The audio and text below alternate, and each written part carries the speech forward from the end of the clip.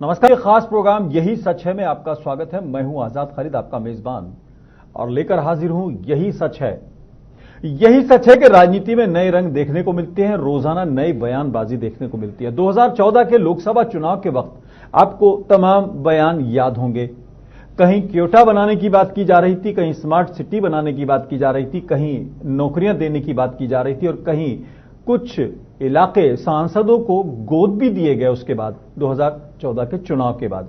लेकिन आते आते मुद्दा विकास के नाम पर लड़ा गया चुनाव आते आते फिर भावनात्मक हो गया, और विपक्ष भी कहीं ना कहीं जो बिखरा हुआ था, एक दूसरे के आमने सामने लड़ने वाला विपक्ष, फिर महागठबंधन और गठबंधन की बात करने लगा। कर्नाटक से एक नई तस्वीर आई और उसके बाद महागठबंधन की तैयारियां शुरू हुई। लेकिन 5 राज्यों के चुनाव में जैसे जैसे चीजें सामने आती रहीं, फिर ये छिटक गए, और जब कांग्रेस की सरकार बनने लगी तो लोगों को ये उम्मीद थी बसपा और सपा को कि उनको भी कहीं ना कहीं पद मिलेगा, कहीं ना कहीं मंत्री मंडल के अंदर रखा जाएगा। लेकिन फिर दूरियां बढ़ी और अब फिर वही गठबंधन है। लेकिन सत्ता पक्ष क्योटा भूला हुआ है, विकास की बात भूला हुआ है, राम मंदिर कहीं ना कहीं चर्चा में रहता है। हालांकि कोर्ट में मामला लंबित है और सुप्रीम कोर्ट उस पर बहुत जल्द बाकायदा सुनवाई करने वाला है।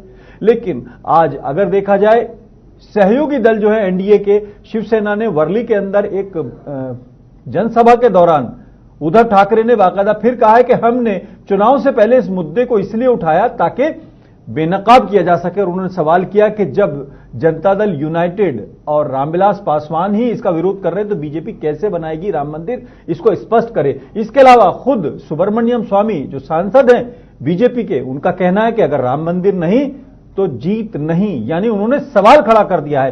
तमाम बातों पर चर्चा करेंगे। पहले एक पैकेज आपको दिखाते, एक खबर दिखाते, फिर उसके बाद अपने पैनल से आपकी मुलाकात कराएंगे।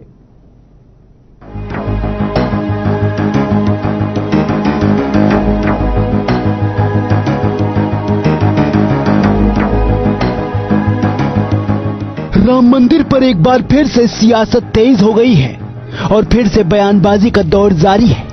एक तरफ जहां सुप्रीम कोर्ट में तारीख पर तारीख मिल रही है, तो वहीं दूसरी तरफ बयानबाजी भी जारी है। कई नेताओं ने तो सुप्रीम कोर्ट पर ही सवाल खड़े कर दिए हैं।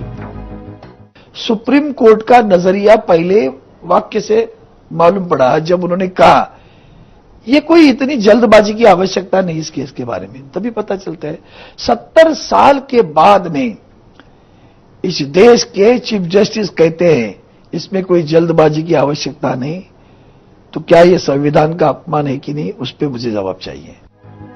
कुंभ 2019 का आयोजन प्रयागराज में किया गया है। वहां पर राम मंदिर निर्माण से जुड़े पोस्टर्स देखने को मिल रहे हैं। प्रयाग में आयोजित कुंभ मेले में जगह जगह राम मंदिर निर्माण को लेकर पोस्टर लगवाए गए हैं। इन सभी पोस्टर्स में एक अलग नारा लिखा हुआ है। बता दें कि राम मंदिर मामले में सुप्रीम कोर्ट की बेंच में जस्टिस यू ललित के नाम पर आपत्ति होने के बाद फिर से बेंच का गठन किया गया है। 10 जनवरी को इसकी सुनवाई होनी थी, लेकिन एक जज को लेकर विवाद के बाद इस मामले को टाल दिया गया था। उस वक्त भी संतों ने आपत्ति जताई थी। हे भगवान, जहां 100 करोड़ हिंदू रहते हैं, हिंदुस्तान में 100 करोड़ हिंदुओं के सबसे बड़ा तीर्थ अयोध्या, जो भगवान राम की जन्मभूमि सारी दुनिया जानती है। इंडोनेशिया में भगवान राम की चर्चा होती है, जो मुस्लिम कंट्री है। आज यहां जहां भगवान पैदा हुए हैं, भगवान टाट में है। हम सब लोग कोर्ट की ओर देखते देखते देखते देखते कई पीढ़ियां गुजर गई। अब कोर्ट से विश्वास आज खत्म। अब बहुसंख्यक समाज का धैर्य खत्म हो गया है। दरअसल लोकसभा चुनाव से राम मंदिर का मुद्दा काफी अहम माना जा रहा है, क्योंकि जिस तरह से हिंदू संगठन लगातार बीजेपी पर दबाव बना रहे हैं, उससे एक बात तो साफ है कि इस बार भी चुनाव में राम मंदिर मुद्दा सबसे आगे रहेगा।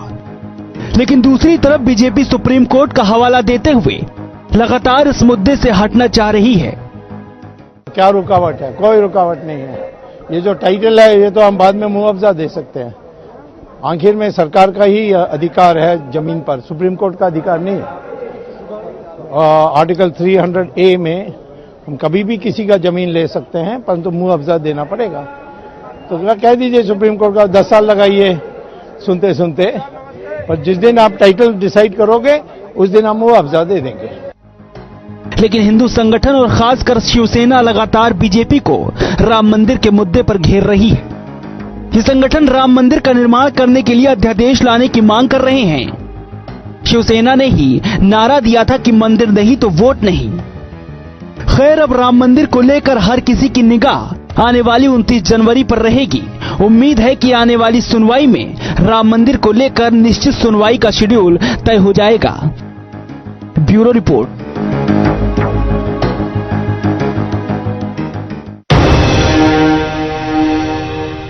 एक तरफ गठबंधन की बात हो रही है, समाजवादी पार्टी और बीएसपी मिलकर यूपी के अंदर बीजेपी को रोकने की कोशिश कर रहे हैं। उधर तेजस्वी यादव भी कहीं ना कहीं पैर छूते नजर आ रहे हैं बुआ जी के, और वो भी कहीं ना कहीं ये कह रहे हैं कि बिहार और यूपी में ही बीजेपी को रोक लिया जाएगा। और बीजेपी के पास जो विकास का मुद्दा है वो उसका सबसे बड़ा हथियार बताया जा रहा है, और वो कह रहे हैं कि विकास के मुद्दे पर हम दोबारा सत्ता में आएंगे। लेकिन कहीं ना कहीं पीछे से जब उसको लगता है कि नैया डामाडोल होती है तो फिर राम मंदिर या फिर भावनात्मक मुद्दे कहीं ना कहीं से उछाले जाते हैं, भले ही सामने से नहीं लेकिन अप्रत्यक्ष तौर पर उसी खेमे से ये आवाजें आने लगती है, एनडीए के घटक दल हो या कोई सांसद या उनके समर्थक लोग।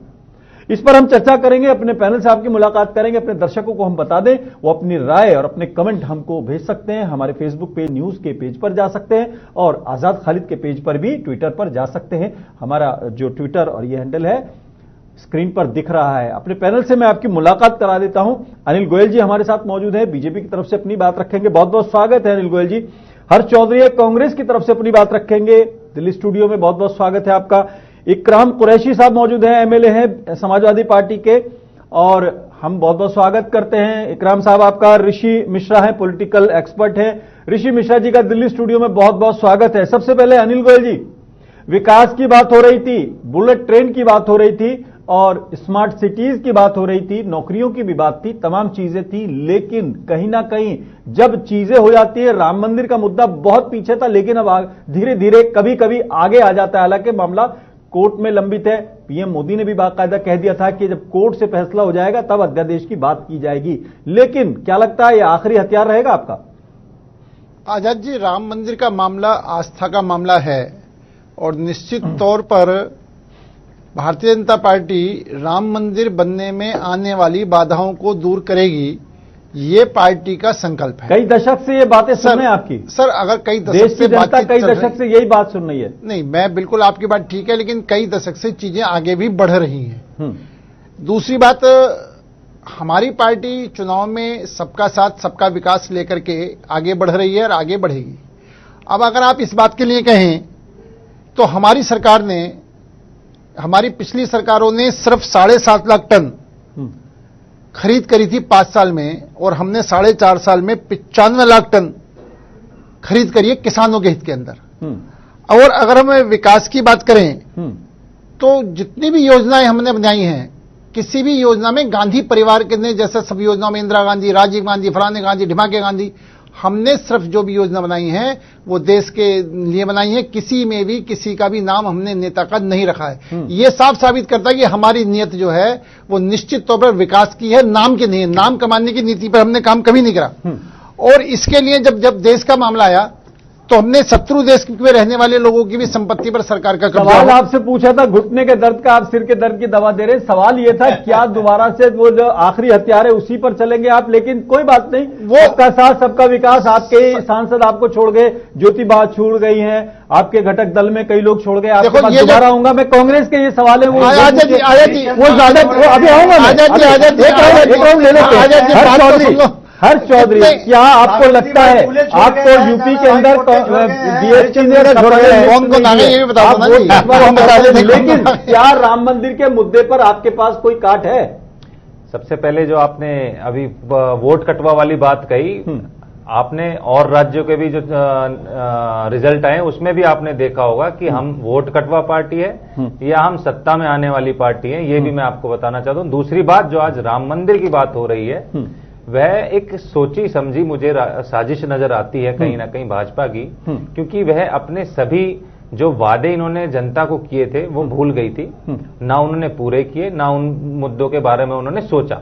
और आपने जो कहा कि राम मंदिर का मुद्दा पीछे चला गया था, वो 4 साल जरूर पीछे चला गया था, लेकिन कहीं ना कहीं बीच बीच में वो सारी चीजें राम मंदिर का बीच में चर्चाएं होती रही। और आज अपने सहयोगियों से या इनके मेंबर्स जो हैं भाजपा के, वो सोची समझी साजिश के तहत बयान दिए जा रहे हैं ताकि जनता को विकास के मुद्दे के बारे में बात ना करें, वही राम मंदिर की बात करें और वही हिंदू और मुसलमान करके कहीं ना कहीं पोलराइज वोटर को पोलराइज करा जाए। इकराम साहब एक सेकंड अनिल जी आऊंगा। इकराम साहब राम मंदिर मुद्दे विकास पर बात कर लेते हैं। इकराम साहब, सवाल यह है कि आपने बीएसपी के साथ मिलकर यूपी के अंदर तैयारी कर ली और आपका एक ही मकसद है कि बीजेपी को रोकना है, लेकिन आपकी इच्छा शक्ति कहीं ना कहीं यह लग रही है कि आप जिस गठबंधन की बात, महागठबंधन की बात कर्नाटक से शुरू की थी आपने, वो कहीं ना कहीं बिखरता नजर आ रहा है। लेकिन राम मंदिर एक बहुत बड़ा हथियार के तौर पर अगर देखें बीजेपी के पास मौजूद है, आपके पास क्या है? क्योंकि आपका तो गठबंधन भी कहीं ना कहीं एकजुट नजर नहीं आ रहा।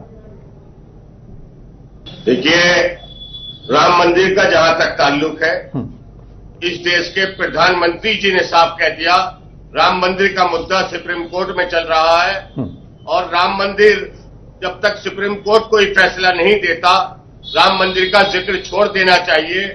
हिंदुस्तान की जनता के लिए और बहुत से मुद्दे हैं, बेरोजगारी है, गरीबी है, भुखमरी है, विकास के मुद्दे पर आइए। आपने 15 लाख का वायदा किया था हर खाते में डालने का, 15 लाख की बात करिए। बहुत से मुद्दे हैं, देश की जनता को बहुत से मुद्दे चाहिए। राम मंदिर का मुद्दा सुप्रीम कोर्ट के ऊपर है और सुप्रीम कोर्ट जब फैसला देगा। जी, लगता है टेक्निकल राम मंदिर की तय करे या बाबरी मस्जिद की तय हो। लेकिन कांग्रेस को आप साथ लेकर नहीं चले। ऋषि मिश्रा जी, अगर देखें वहां पर यूपी के अंदर आज तीसरी एक तस्वीर नजर आई जिसमें तेजस्वी यादव भी वहां पर साथ दिखाई दिए। वो कह रहे हैं बिहार और यूपी में तो हम रोक लेंगे। लेकिन क्या लगता है ये जो गठबंधन है, खासतौर से कर्नाटक से भी अच्छी खबर नहीं आ रही, दोनों तरफ से कहा जा रहा है कि अविश्वास प्रस्ताव लाया जाएगा या जेडीएस और कांग्रेस के बीच में कुछ दिक्कत है और बीजेपी कह रही है कि जेडीएस और कांग्रेस हमारे विधायकों को तोड़ रही है। क्या ये पूरे देश में नए तरह के समीकरण आएंगे? एआईडीएमके भी शायद बीजेपी के साथ जा रही है, तो क्या आखिरी हथियार राम मंदिर होगा या विकास होगा?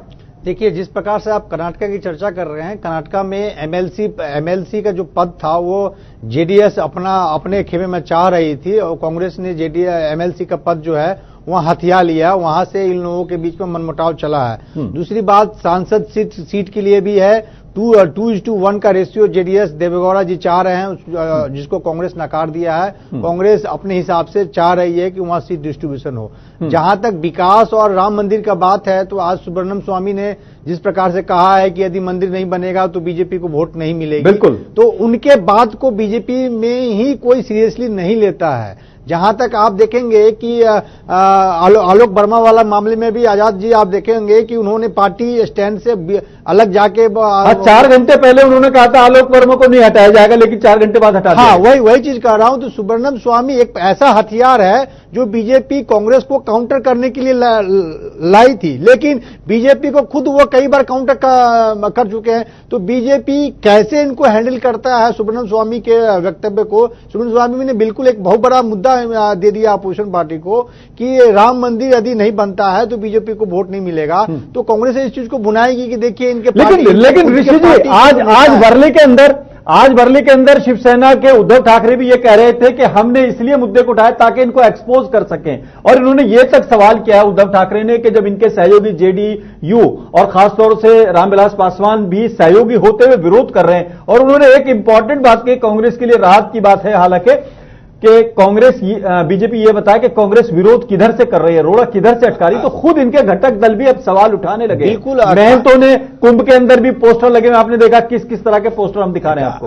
खालिद भाई, आप सुब्रह्मण्यम स्वामी की राजनीति को देखेंगे तो वह बीजेपी में इसी आश्वासन में आए थे कहीं न कहीं उनको कैबिनेट में एडजस्ट किया जाएगा, खासकर फाइनेंस मिनिस्ट्री को लेकर। अरुण जेटली से आप ये सभी लोग जानते हैं कि अरुण जेटली से उनकी राजनीति पटती नहीं है।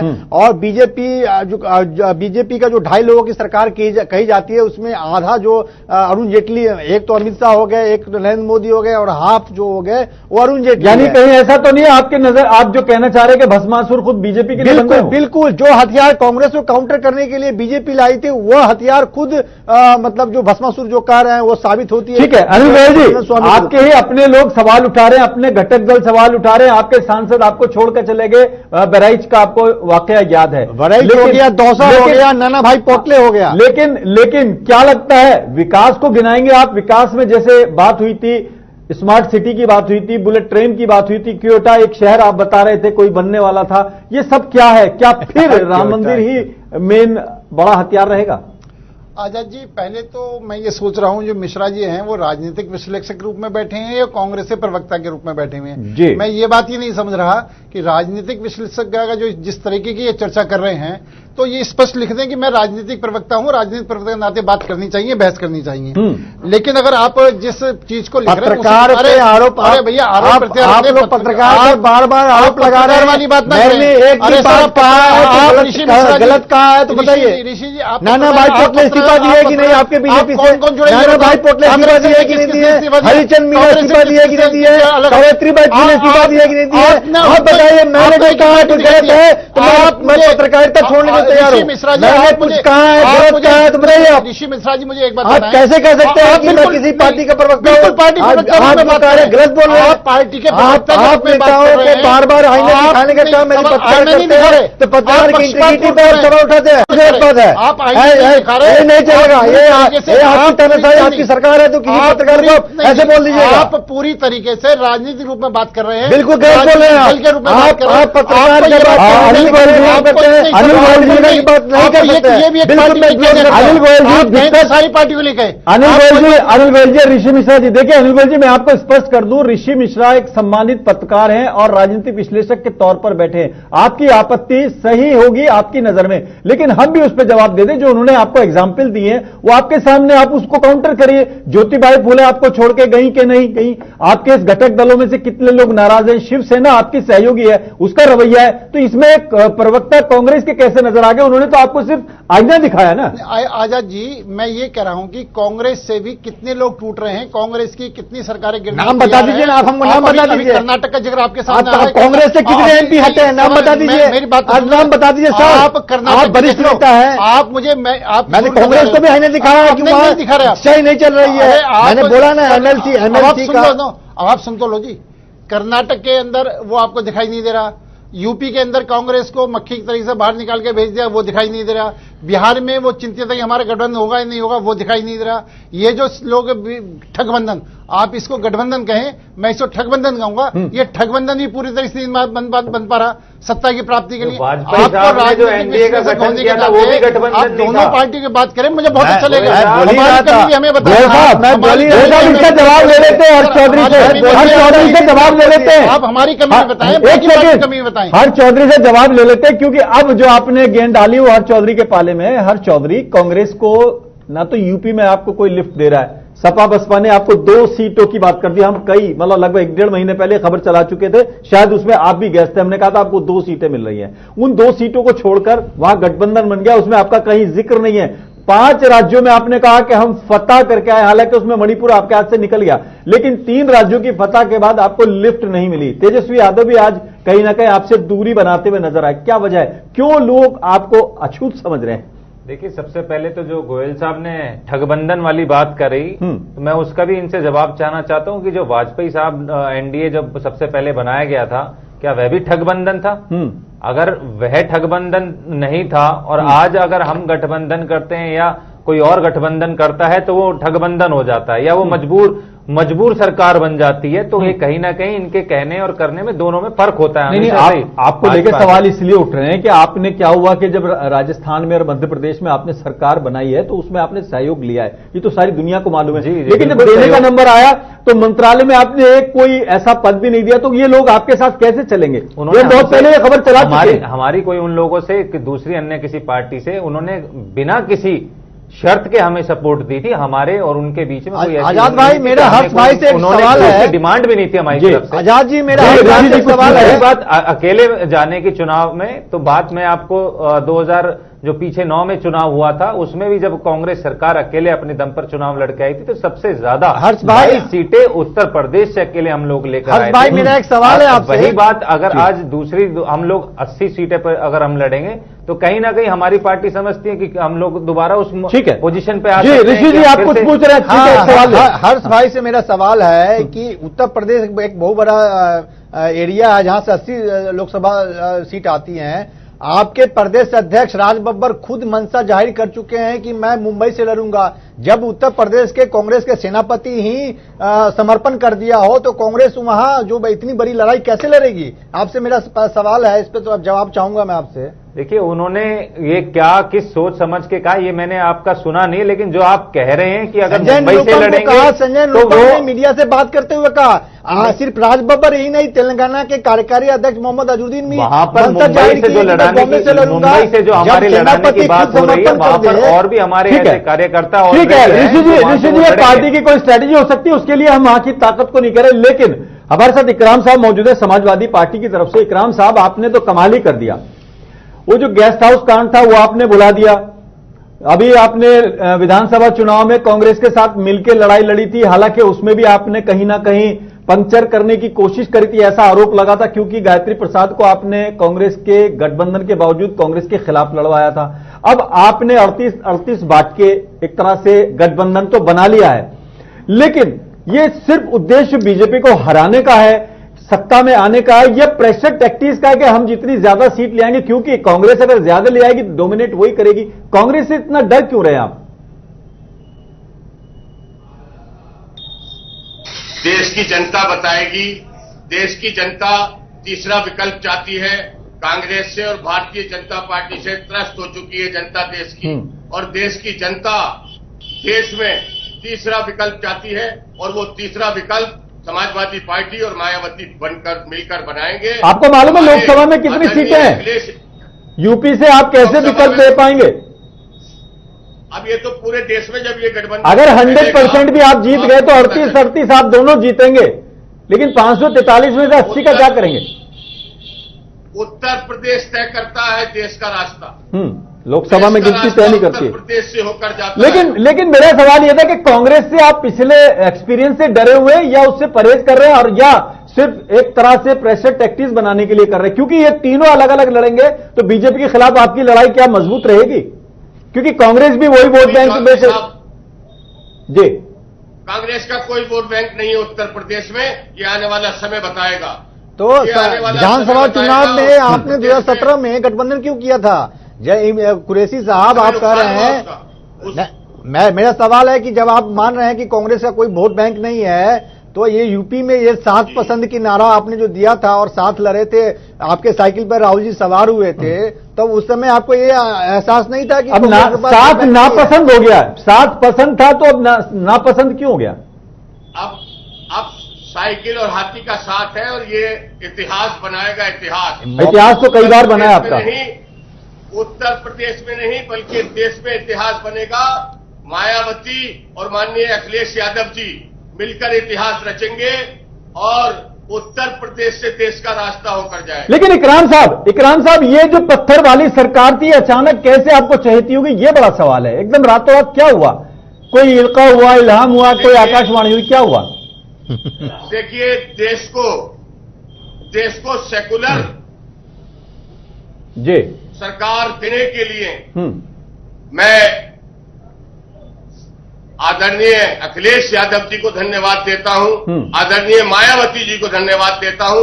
आज देश की जनता जिस तरह से जिस दोराहे पर खड़ी है, बेकारी है, बेरोजगारी है, आप मंदिर और मस्जिद की बात करके सरकारें बनाना चाहते हैं। इकराम साहब, देश की जनता इकराम साहब, आपने सेकुलर की बात की है, थोड़ा सा एक सवाल का जवाब दे दीजिए। सैफई के अंदर एक नाच गाना चल रहा था बहुत जबरदस्त, ऐसी सर्दी की रातें थी। उन्हीं सर्दी की रातों में मुजफ्फरनगर के दंगा पीड़ित जो हैं कैंप में टेंटों में रह रहे थे, वो सेकुलरिज्म था क्या?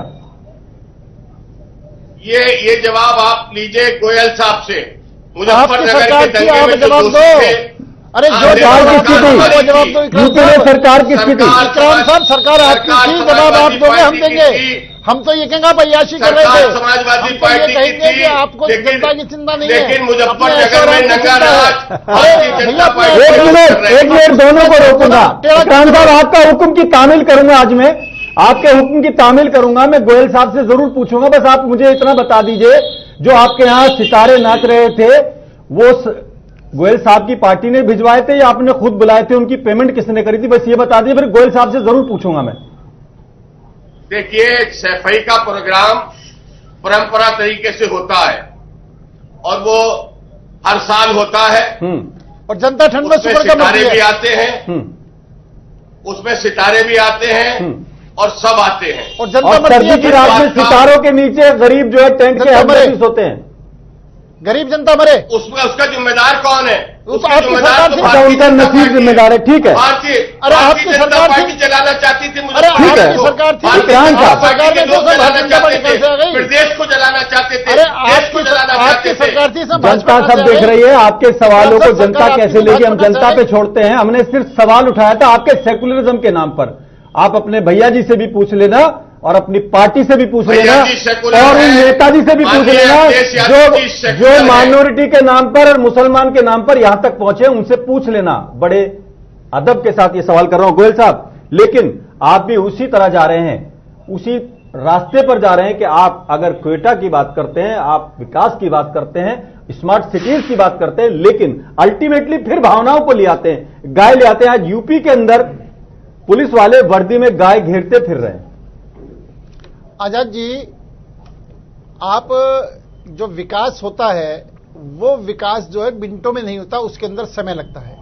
आपने आप पहले सर एक बात आपने सर मैं एक बात आपने सर जवाब तो सुन आपने 60 साल बनाम 60 महीने दिए थे। सर आप सुन तो लें। आप उसी टाइम ये बात कहते कि आपको समय ज्यादा चाहिए। अरे मेरी सरकार सुन तो लें आजाद जी। नहीं, मैं तो याद दिला रहा हूं, आप ही ने कहा था। अरे मैं भी बता रहा हूं जी आजाद बताइए।